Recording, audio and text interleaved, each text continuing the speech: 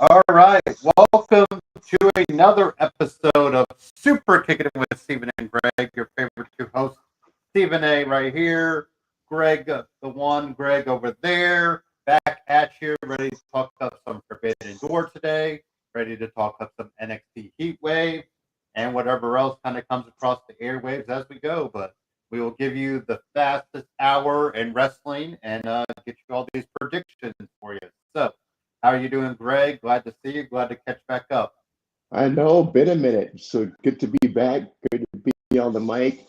Uh, been in crazy,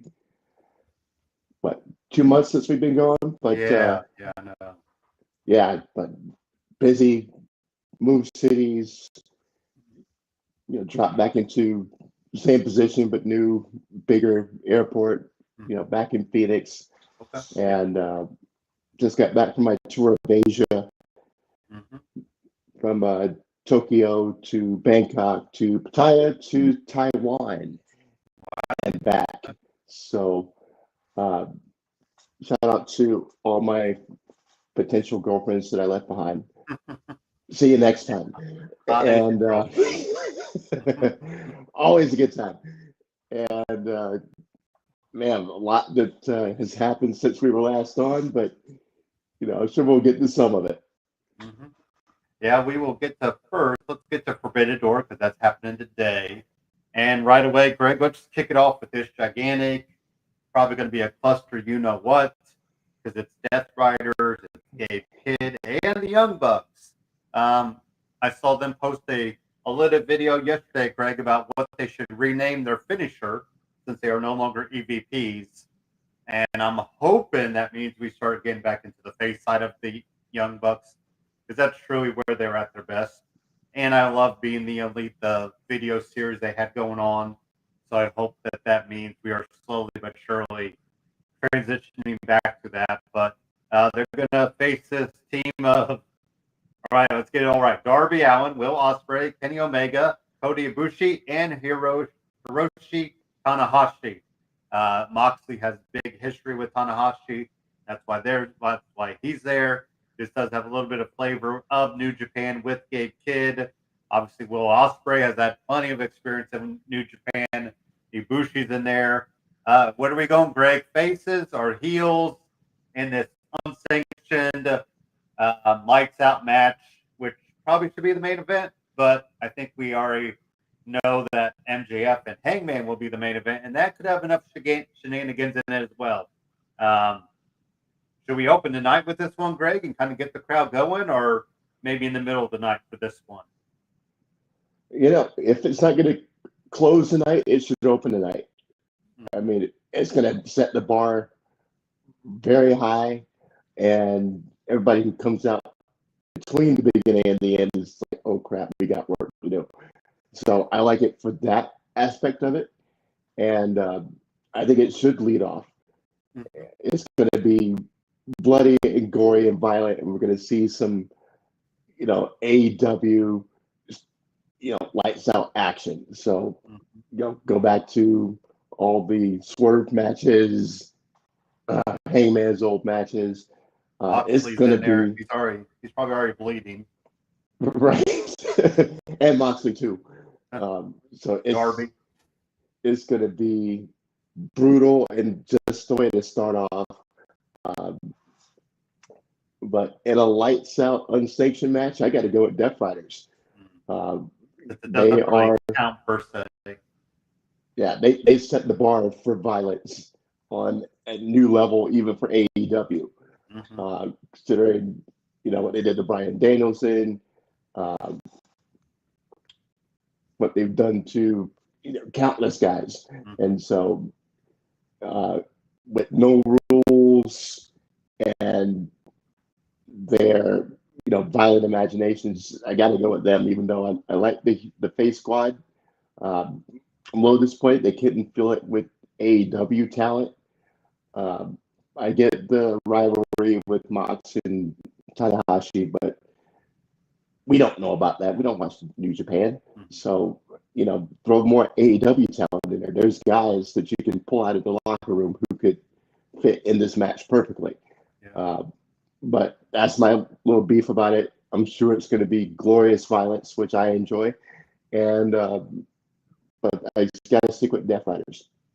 And I guess, the big thing will be like, it sounds like Osprey could legit possibly be out, after this. So do they take him out, kind of send him off and see where he goes?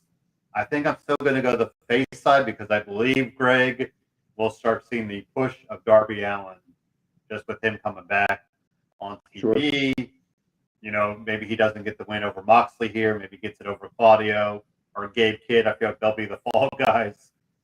There's nothing. Might as well do Gabe Kidd because he is a New Japan guy, Greg. So he could take an L here. And we kind of forgot the Young Bucks, Greg. They're not exactly, they know how to handle themselves in no DQ, pulling out the spike shoes. So, I think I'm going to go the face side, and I do think it's Darby Allin getting the win for his team, but it is that weird, like it's unsanctioned, so it doesn't really count. So either way, it doesn't matter in the grand scheme of things unless what you do with that afterwards. How about this one? The Hurt Syndicate versus FTR versus Brodito. So Brody King and Bandito are really kind of tearing up the scene, Greg, and people are loving them together because of the difference in abilities, but the way they mesh so well. Are we pulling the tag titles off of the Hurt Syndicate here? Nope. I think that FTR and Brodito are going to cancel each other out, and they're going to end up retaining. It's going to be a banger match. I'm excited for it, but I don't see the Hurt Syndicate losing.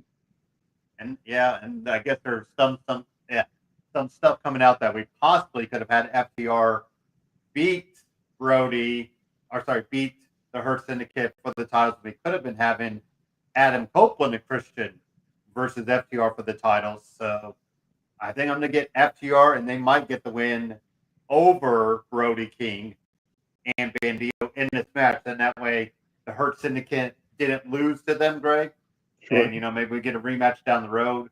Because obviously we need to see FTR versus versus Cope and Christian just because of how that's all played out. But I think FTR gets their whatever title reign this will be, Greg. But and then then pinning Brodito in a way gets the way of keeping Lashley and Shelton big. And no MJF already, Greg. I guess they didn't like that direction, did they? No, it was doomed to fail from the beginning. So it was just a matter of not if, but when. If this was a one-on-one match with Hurt Syndicate and FTR, then I would be on the FTR side of winning the match. But having Brodito in there just smells like, getting a cheap victory after, Brody puts his awesome finisher on somebody and just, squirreling out a win that way through the back channels. Are we ready for Lashley to do a singles run yet, though? Or what do we think about Lashley and AEW, Greg? He's ready anytime. I mean, we all bought into, Hurt Syndicate. We love it. I'll admit, I did not think We Hurt people would get over, but it has. I mean, but if you get a chant going enough, Greg, it does, get over. Yeah, that's the most annoying sound I've ever heard. But it is a very annoying. Yeah, the way that it comes across, it never sounds good. But hey, people love to chant whatever. I mean, look at that song. You're not wrong. So, what else? How about this one? Mercedes Moné. She's winning, Greg. Yeah. Good for Alex Windsor. She is Ospreay's fiance, and she's from London, so she gets a nice little, hometown pop. I mean, that could be my upset, dark horse pick, Greg, but I don't know the other two women, honestly. So, yeah, I just beg. Mercedes did win her 9th title yesterday, too, Greg. So, yeah, it's like, what's the point of all that? I guess it's a world collector gimmick, but but she never really. I mean, most of these titles end up winning on shows that we don't even see or hear about. It Right. just shows up at the title. So It's another week. She's got another title. Okay. she also did But- celebrate her 10th anniversary with Bailey for Brooklyn Takeover match, Greg, which is the match, if you ever want to show women wrestling, like I think what kind of kicked off the women's wrestling, yes, you could go back to Emma and Natalia, Greg, but Bailey and Sasha at Brooklyn Takeover, man, I mean, that just, yeah. So hopefully one day we'll see them reconnect and give us a nice finale to all that. But they did go live together on Instagram to kind of celebrate it a little bit. I think it was either the other day or yesterday, but they were in 2 different time zones, so it's probably hard to link up. But. Yeah, it's all cool, but Miss Mercedes all the way, and by the way, Persephone, how you doing?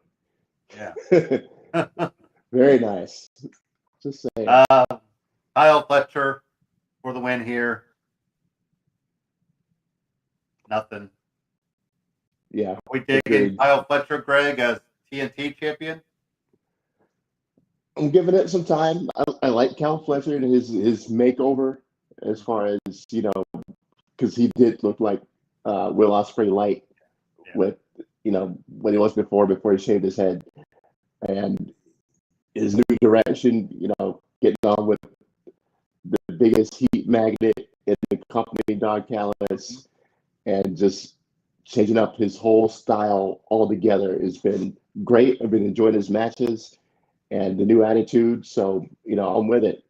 And the guy's the killer in the ring. Go ahead. Sorry. I was going to say, sorry to interrupt. It feels like Takeshita all over again, but I feel like they're more behind Kyle Fletcher. Do you think that would be a correct assessment of the whole thing? Yeah, it seems like they cooled off on Takeshita. And Takeshita's a killer in his own right. So, Kyle seems like the new flavor of the month. Mm-hmm. And I think eventually, when this house implodes, and it will, that we're going to end up with some more banger matches between Fletcher and Takeshita. So hopefully some long-term planning going on there. But I think you're absolutely right. Yeah, I mean, and like you said, Takeshita's still young, Fletcher's still young. So yeah, I understand getting Don Callis behind them, but it does feel like you're giving a little more love to Fletcher. Takeshita had he had the. Did he have the TNT championship? He had one championship. I can't remember which one. I think it was the inner.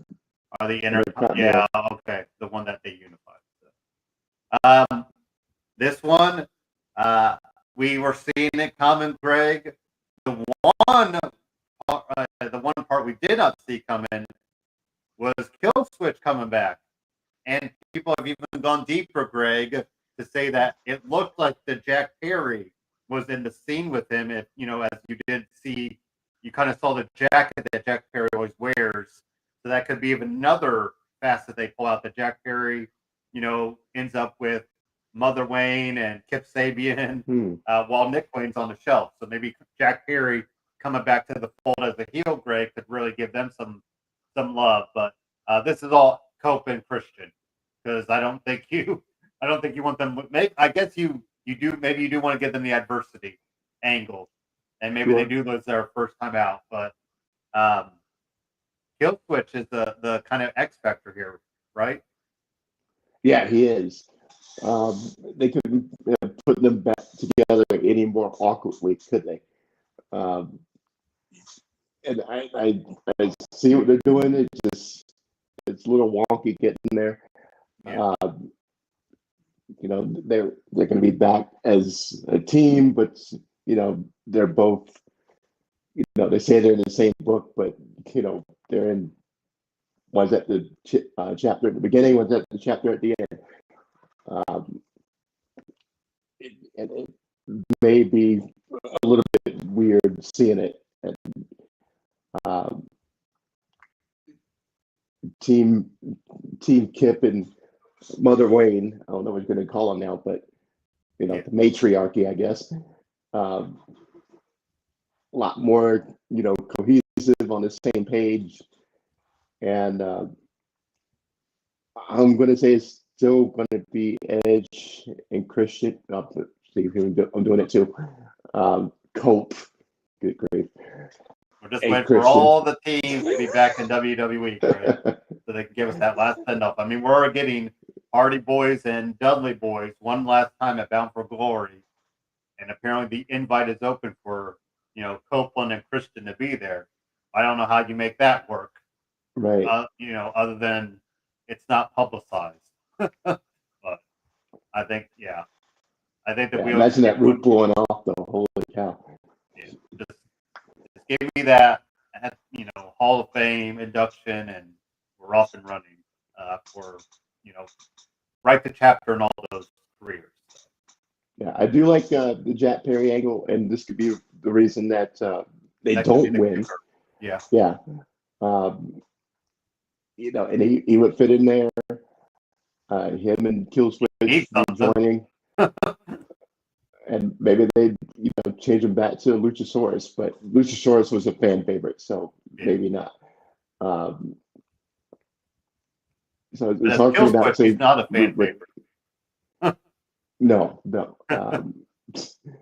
It's I'm tempted to say the matriarchy. That's what I'm going to call him until they give him a real name. And it sucks for Nick Wayne to be on the injured list, like legit. So yeah, hopefully he can get back better than ever. And I think I'll go with you. I think I might pull the Jack Perry angle that people are running with and say he interferes somehow. Maybe he's under a mask or something. And then, he's revealed at the end to help them win.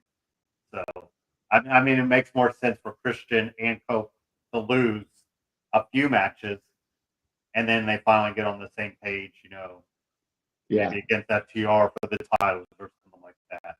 So. How about this one? Okada versus Swerve for the AEW Unified Championship. Okada keeps winning. I would have thought Omega was going to be our unified champion, Greg. He's not. Does he keep running? Does Okada keep rolling with this?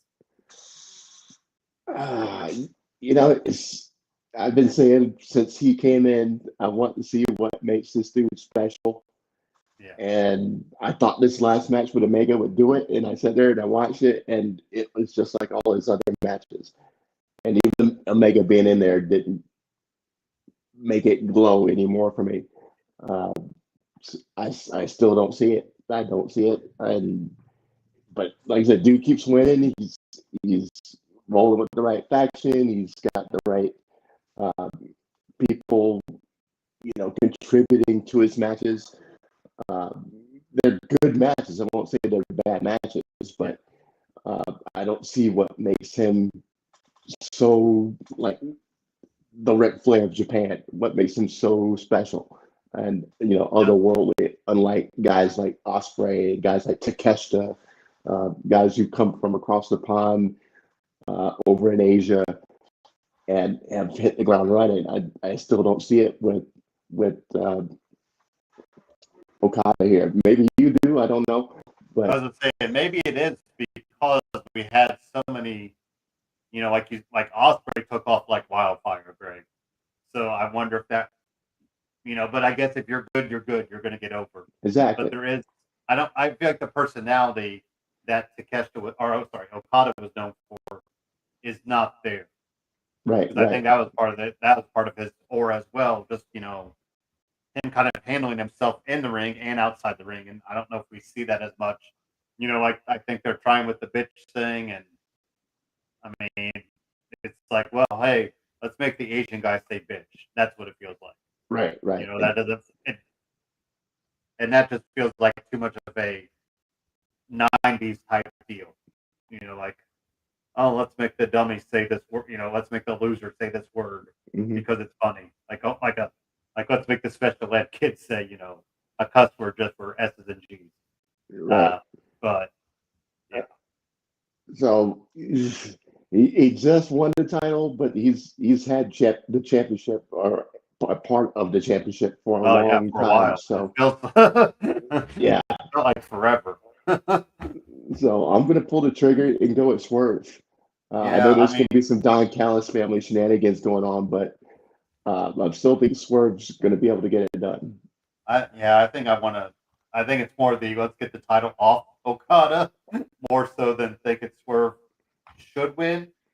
Just because, like we said, I don't know. There's just something missing about Okada, and I thought now with the Young Bucks kind of doing their own thing, I don't know, Greg. He might be he might be kind of on an island. So I thought maybe the stuff, him like kind of falling in after Mercedes could have given him some personality, and then they didn't really follow up with that. So yeah, it is what it is. But I think I'm going to agree with you. I think Swerve takes this, and hopefully Swerve, does some open challenges, get some good, keep life out of this AEW Unified Championship. But I mean, I guess I do kind of hate because Swerve feels like he just had the World Heavyweight Championship.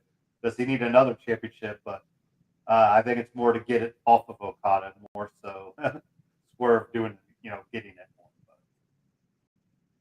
And in the words of British people, Greg, this will be the graps for all those, grappling people. This is all Zack Sabre.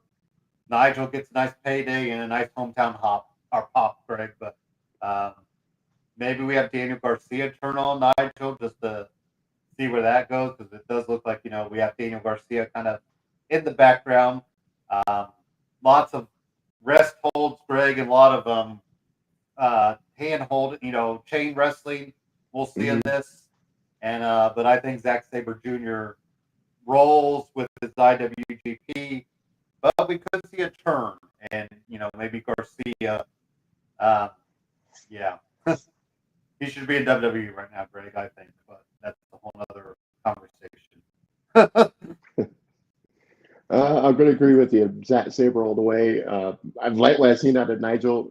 This is the first time in AEW that I've seen him wrestle a match, and he's better than I expected him to be. But he's an old school wrestler from back in the day, but we just hadn't had the benefit of seeing any of his old stuff unless you're watching his stuff from out of the country. So I like Nigel, but there's no way it's going to be Zack Sabre, and the Swerve angle could take it a different way with the turn coming. So I like that aspect of it, so he can continue getting a little run for himself. So they've been up and down on Daniel Garcia too. I felt like they put the TNT title on him, and then he kind of didn't seem to do as much, and it's been kind of an up and down run. I know he re-signed anyway, so he's got a few more years there or whatever time length. But that's another example of guys coming over from Japan that have an instant impact. Zack Sabre, you can see what makes him special. Oh yeah, there's personality. There's a life to him, and obviously he's getting. He wrestled Brian Danielson, so he's got some good run. This one, Greg, I love me some Toni Storm, but it's Athena. She's got to win the title. I need Athena. I think we kind of finally pull the trigger on her, and we need to see Toni Storm without a title, and really see if there's legs to her. Obviously there is, but I want to see what she could do without a title, because this is her fourth title reign, or fourth or fifth, but. Athena's been doing great work off, pretty much on Ring of Honor that nobody's watched, Greg. So why not finally pull the trigger on her? Maybe she can retire the ROH Women's title and let that be her, asterisk to her name, and then she can keep rolling. But and I love me some Toni Storm, but I think Athena's the right call here.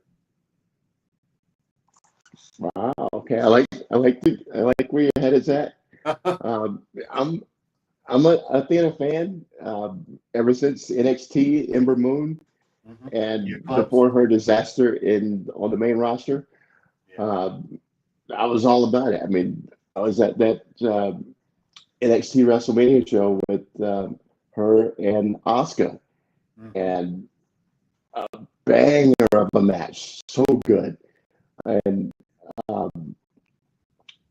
I've always liked her, but like I said, her WWE main run roster run went horrible, and I'm sure that killed some of her confidence. So coming over to AEW, recreating herself, getting her mojo back, even though we haven't been able to see it, when they come out and say she's had the title for 900 and whatever days, you're like, holy crap, that's 2.5 years. You gotta tune in for it if you know on the YouTube if you really want to see. Yeah, because I haven't seen any of her ROH stuff, but you know she's killing it. She's been the forever champion apparently, and from the few matches I've seen on AEW programming, she's been really good. She's got her smile back, to steal a quote from Sean, and she looks good. She looks real good. Good enough to beat Toni Storm.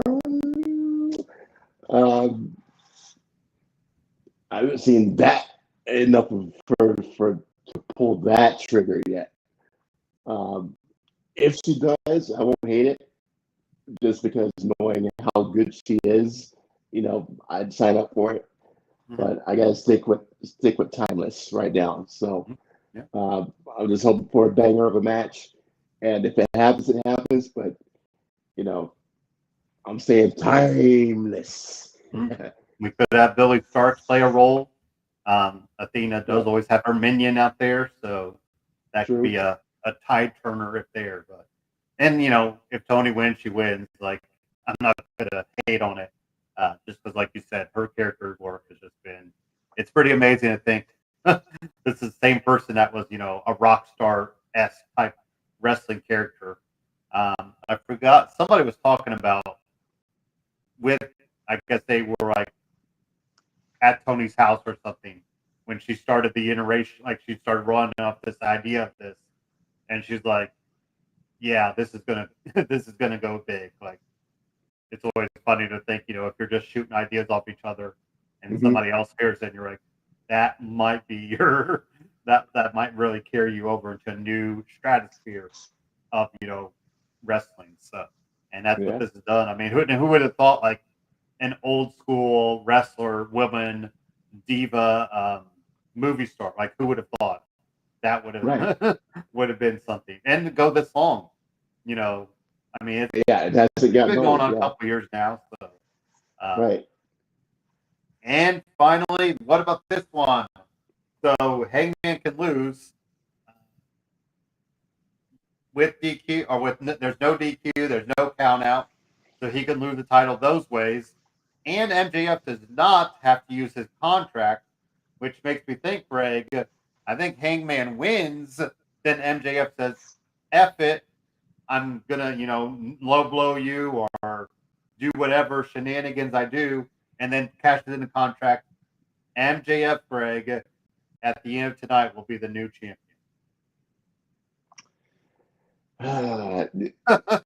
I would love to disagree with you. I mean, it just is right there. Yeah, it is. It so is. And I love Hangman. You know, I mean, look, I'm rocking a Hangman shirt.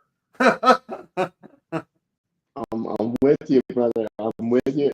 And, you know, I was digging Hangman since he came back and was all pissed off and still a heel. And he's still that persona. Just people like him now.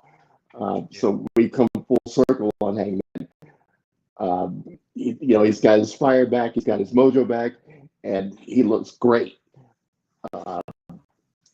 But MJF being MJF, you know, we can call him the new devil's favorite demon because he is underhanded. The shenanigans with Briscoe to get Hangman to agree to, you know, execute his contract or to nullify the rules and give him his way, you know, that's a level of dirty that only a few guys are capable of. And I'm agreeing with you. I think it smells like the main event from SummerSlam with, what was it, SummerSlam with Punk winning the title and then losing with the cash in.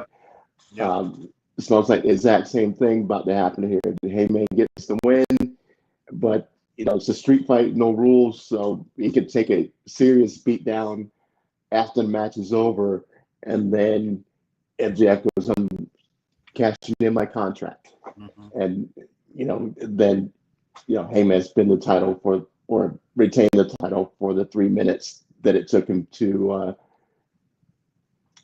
take this beat down, and MJF gets out with we'll say a cheap win because I'm probably going to have a 30-minute bloodbath Yeah, in until fact, then. they'll have a legit match, and then I mean, you could Yeah. even play up maybe they had a pre-recorded where Briscoe started to get set on fire that distracts them to cash in at the end, or something, maybe because you would think now that the Gates of Agony and Ricochet are involved, they could get involved. Maybe Briscoe gets involved. So yeah, there's plenty of shenanigans, but I think MJF is walking out as champion at the end of the day. So Yeah, let's agreed. just slide right into Heatwave while we're here. This will be happening tonight, so not going quite back to back, Greg, but AEW should be getting over by the time this starts. But last time AEW had an afternoon show, Greg, it was almost 7 hours later. So who's to say they might be competing against each other at some point. The three women I think that have been down there forever, it feels like now, and Lola Vice, Greg, I think we got to give her props. Her and Damian Priest are an item now, so there you go. Congrats on that. Damian Nice. Priest sure has been hitting some bangers, Greg, down there. He had the Caden Carter woman, and now he's had Lola Vice. He's definitely got a little type, it looks like. But anyways, Right. Kaylani and Carmelo Hayes, their love life is public now, and But anyways, this is the number one contender match. So it's funny to think we're on an NXT pay-per-view, Greg, but the women's title will be the TNA women's title defended. But this is the number one contender match for the NXT women's title. Hopefully I said that all right. Either way, I'm going to go for Kaylani Jordan. I think she needs a little shot there. And, I mean, all three of these women probably should be called up by now, though, right? I mean, I think we've done all we can with them down there, so why not see what they can do each up on the main roster? But I'm going to with Kaylani Jordan. Which direction would you like to go? Yeah, I mean, I'm going to go with Jada Parker. I mean, she's always a bridesmaid, but never a bride. And she's been in some championship opportunities, but usually they're multi-person matches and not one-on-one matches. Kaylani's had the title before, so Lola and Jada haven't. So that's the only reason I'm taking out Kaylani. I dig both of them, but I think if I was going to call up the person first, I'd call Jada Parker first because I think she is ready, beyond ready, and she's got the total package. So I'm going to give her something. I'm going to give her another title shot, 101, and see if she can pull it off. This one, I'm going Team Canada, even though we probably should be rooting for Team USA. I did not know that Ethan Page and Chelsea Green was the Canadian team I needed, Greg. But, man, there is some good energy there. Can you imagine if they could do this on the main roster? I think that would really, and especially with, we've had live events in Quebec recently. Just think how the crowd would have eaten that up. And maybe they turn on the Canadian. There's all kinds of different directions, but I am really loving, Ethan Page calling it the Canadian North American Championship, even though Canada, it's a redundant title, but this is all Team Canada for me, Greg. I agree. Tyra Steele and Tavia Heights don't do anything for me. She really did not do. She was just she had some zingers, this past Wednesday or Tuesday night, but she still needs some seasoning on the mic. Yeah, I mean, Chelsea and Ethan just have all the swag in the world, and Yeah. There's no way that the There's nobody. they're in a bad position. It's Yeah. just they're doomed to fail. So Yeah. it's All going to right. be great. Next one. I think I'm going to go with Dark State. It's sink or swim now time, Greg. Time to finally give them something and let them go. Because, yeah, enough of the, backstage attacks or, not knowing who's behind them. Give them, and we don't know which two members. I'm wondering if they might pull out the Freebird rule, Greg. Mhm. If they do win the title. So any of the four people, and then that kind of lets that, you could each give two different you can give a different combination each time and let that play out. Hank and Tank are fine for what they are, Greg, but yeah, let's face it, they're going to be comedy relief, even if they get called up to the main roster, which who knows. But this is time to finally pull the trigger on Dark State. Which direction are you going? Yeah, I'm agreeing with you again. I mean, the Hank and Tank's reek of heavy machinery. Yes. Yeah. And Yeah. I will give them credit. The match where they won the titles was 5 stars. It was a banger, and I give them all the credit in the world because I did not see that coming, but they put it down in that match. But since then, it's back to same old thing, and it's been unspectacular for me. Dark State, they're new, they're fresh, and they're really, really good, and it's achieved their purpose. They've taken 4 guys that we don't know about or really care about and put them in the spotlight, and they've shined. So see what they can do. Like I said, Freebird ruling with any of the 4 of them, and see how they can change how we see the tag team titles. So I'm going Dark State too. How about this one? I'll let you have this one first, Greg. Are you liking Blake Monroe and her kind of gimmick, or does it feel too much like Tiffany Stratton 2.0? Which direction are we going? No, anytime we could put Blake Monroe in a rules don't apply, potential bloody match, I am with it. Yeah. This is her wheelhouse. She likes the brutal matches, and she's great in the brutal matches. So, shout out to Jordan. I dig Jordan, but this is Blake's world right here. So, I'm going with Blake. This is going to be a way for the people who didn't watch her in AEW to see what she's capable of. I think they're going to let the wheels come off a little bit for them to, like you said, show off Blake Monroe what she could really do. Yeah. I mean, I guess I hate it for Jordan Grace because I feel like she keeps getting kind of right there, Greg, and then knocked down a couple pegs. Like, when is it going to be finally time that she just keeps going and she can dominate? Because Jordan Grace has got the tools. I think she can work the mic when she needs to, Greg. So, and it could be just a matter of time. Maybe there's wait for her to go up to the main roster. Because I think that's probably where she's really going to shine. So, because she's ready different. Too. So, yeah, she's something kind of different too. Compared to some of the women around there. So, but then her and you just think about her and Bianca, her and Charlotte, mixing it up. I mean, even Jordan and Tiffany. Power for power type deal. So I think I'll go Blake Monroe I feel like we might get a few matches out of these women. Maybe it finally does come down to a no holds bar type match down the road, but maybe some shenanigans for Blake to get the win here. JC Jane, is she going to keep the TNA Knockout Championship, Greg? Okay, now to So be honest, I haven't seen the so this is NXT in about a month. So yeah, now she has both titles. Is that what it is? She has both titles. Alrighty then. Who did she beat? I can't remember who she beat. Oh, she beat somebody. No, I thought she beat Masha, but she could. Yes. So Masha's in there. Ash by Elegance, which is formerly known as 15-time champion Greg Dana Brooke. Because we can't forget all those 24/7 runs she had. There we go.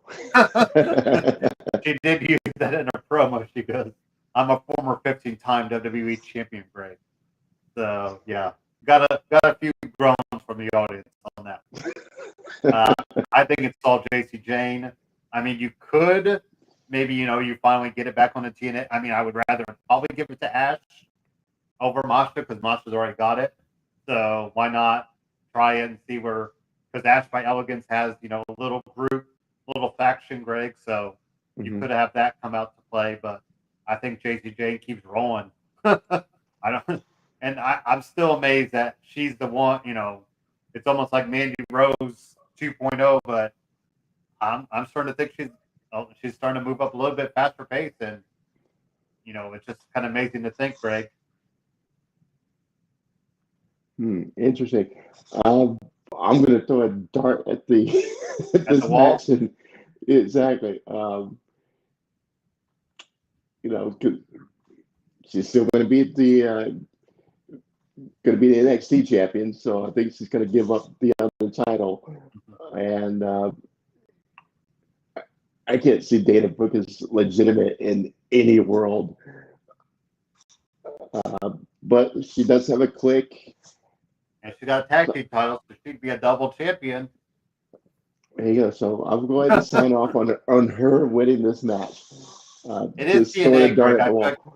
TNA does give some women who we don't always think could carry the title to a different level. So maybe she can. I mean, that's her way back to WWE one day. But just for shaking things up, we'll go ahead and give it to Dana. Okay. Or Ash. And yep.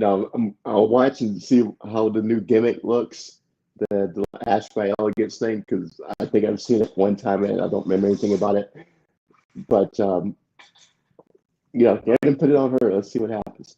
I can never remember the tag team partner she has, but I know there's like a gentleman who's like her manager, and he's kind of the voice of the group. And I feel like there might be one other woman, but I know there's. Is Emma still down there in TNA? No. There was somebody else I was thinking of who was. I think Emma is pregnant again. Is she pregnant again? She just had a baby about 6. Anyways, I think she's pregnant again. But okay. Yeah. Madcap Moss he's got some good genes, I guess, Greg. Apparently. Trying to pass them on. How about this one? I'm just going to say it, Greg. Javon Evans. Give it to him. And call up Obafemi. Because why not? I think this is another one.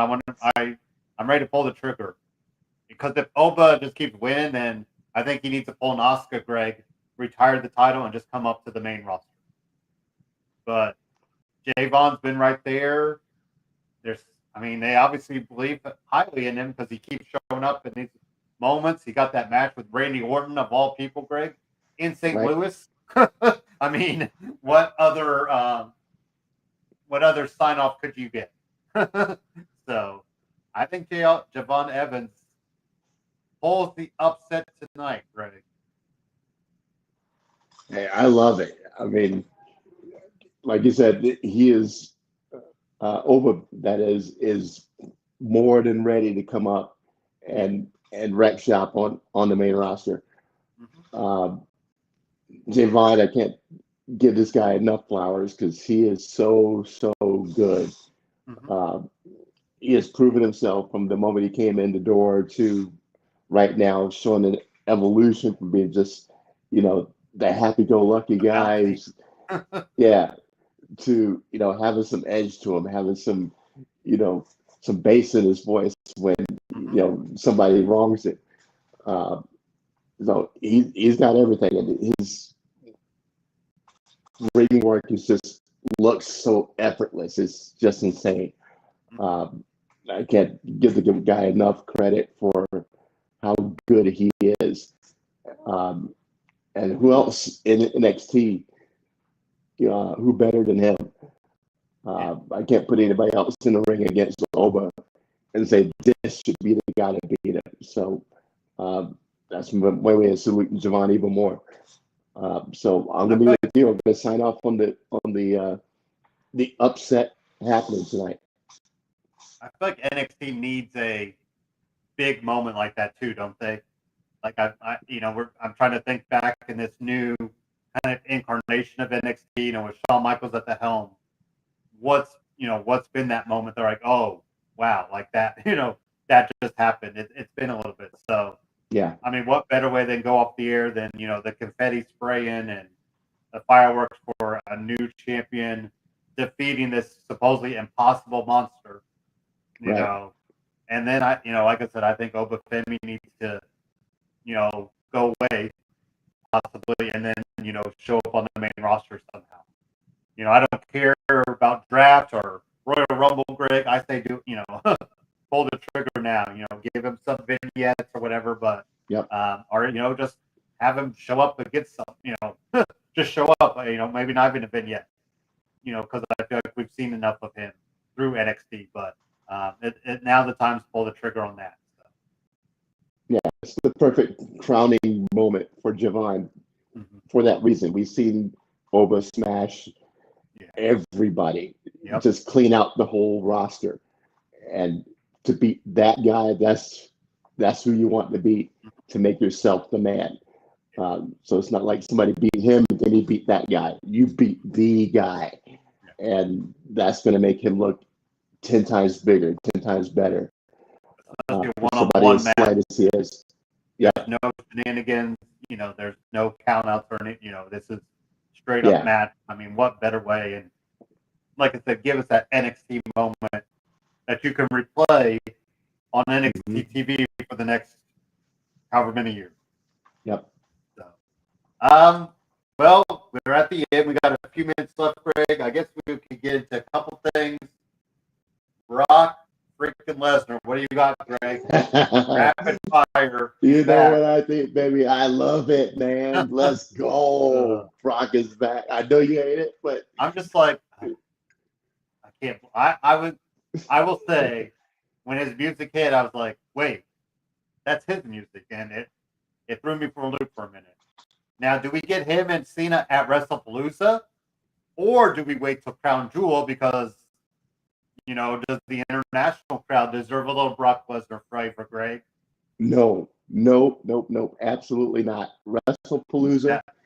It's on ESPN. ESPN, you get the most eyeballs possible if you're going to have your debut on a new network, especially one like ESPN. Yeah. You want your 5-star players at the top and of the card. Probably just like a part in his coming back, I would think. Yeah.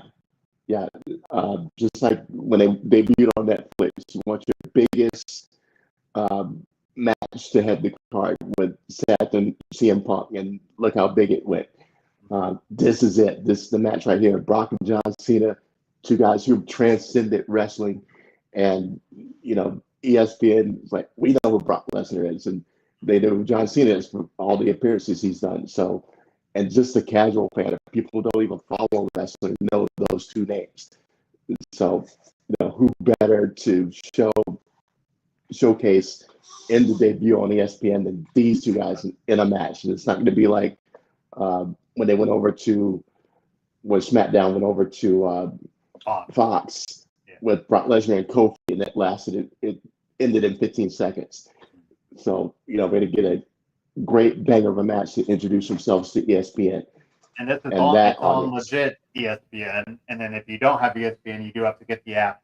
Or if you don't have a TV network, TV sign in. But my other thinking was WrestlePalooza, ECW. There's one man that we could have called up, Greg. Rob Van Dam. But too bad. He's probably getting high somewhere with his hot wife. So anyways, and then of course if we get into John Cena, thank God he went face. I guess I was enjoying the heel run, but now were you? It's like it was all a dream kind of thing. Yeah. It's the they definitely pulled they pulled the Bob Newhart. Oh, this didn't really happen. I know, that's what I'm saying. if anybody was going to kill his heel run, it was going to be him, and just explaining it away in the ring on the mic. And I was like, Singing with oh, our truth, but I just think, a lot of people are like, it sounded like they had no plan. I think they had a plan, and then either Rock got busy, or else they realized Travis Scott was not the real deal or any deal. So, yeah, I think they had an idea, and obviously, things fell through. But because if you had The Rock involved, mm-hmm. it probably should have been Hogan-esque, because The Rock could have really carried it through something. He could have been the final boss, the TKO, or maybe he plays the board director role and signs, matches for Cena type deal. But with no Rock and no mention of The Rock, that's when it was doomed to fail, I think. Because you had him aligning with The Rock, and then the next night or whatever. Well, there's no mention of The Rock. There's no mention, Travis Scott. I mean, it was just you just had, and even Cena admitted, the promo in Brussels he failed. Like the crowd was not buying it, and Mm-hmm. and it was funny too that what was it, the SmackDown before SummerSlam or ish, where he started out heel and then turned it right to face. I mean, that right there, Greg, was when we knew, Yep. okay. And I'm looking now. I think somebody posted he's only got 10 dates left, so I think you were going to turn him back anyway, because if you're going to keep him heel, then he needs to keep going until it turns back. But yeah, so we'll get WrestlePalooza. We got Crown Jewel, Survivor Series maybe, and then of course December 13th is being touted as the official last date, Saturday night's main event on Peacock. That's now they'll be back on Peacock or whatever. Yeah, and that'll be it. It's gonna. Do we think he goes right in the Hall? Do we? I guess we kind of. I think he needs a year before he goes in the Hall of Fame. I think a year from TV, a year away from things, Greg, and then you call him in 2027. Mm-hmm. What do we think? Do you think that's a logical way of doing it? I think it is. I mean, let the run cool, Yeah. and then after we've had a minute, take a break from it, then induct him. So taking a year past this WrestleMania to the next one, yeah, perfect time. Yeah, we'll get Logan Paul and him, which probably should have happened at WrestleMania, but that's a whole nother story. Then we could have got that out of the way. But yeah, so he definitely cooked Logan Paul on the mic too as well. Because man, Logan was not getting anything out there. But that was the kind of big things. Obviously, the ESPN is huge. I can't, because UFC used to do their events on UFC, right, Greg? Some of their bigger events or not? No, they did the fight nights on free ESPN, and then they did the pay-per-view cards. They still did pay-per-views on but ESPN now Plus, UFC but you have to buy it. Yeah. And now UFC is going to Paramount Plus. So yep.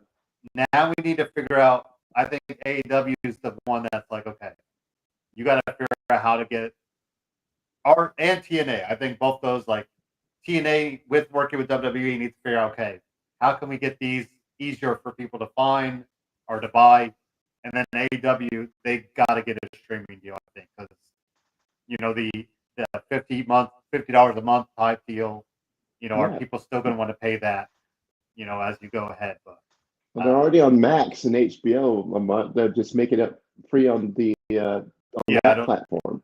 Yeah, I'm curious if that was coming down the pipeline. Like, are their events going to go there or not? So that's kind of what I had for today. We're right at the hour mark, so we will kind of stop right there and get going. Well, longer episodes as we kind of get back in the swing of things. But glad we have Greg back. Glad to be back here. We have football kicking off in preseason mode. I can't believe we're right back there. We'll have basketball, kicking off sooner rather than later. Especially crazy thing for my Pacers. I feel like I'm still just thinking about Game 7, Greg, but that's a story for October. So, There we go. yeah. But anyway, New so we will. season, new dreams. Here we go. Yeah. We will stop it there. Thank you for watching. Thank you for catching us, and we will talk to you guys later. Peace.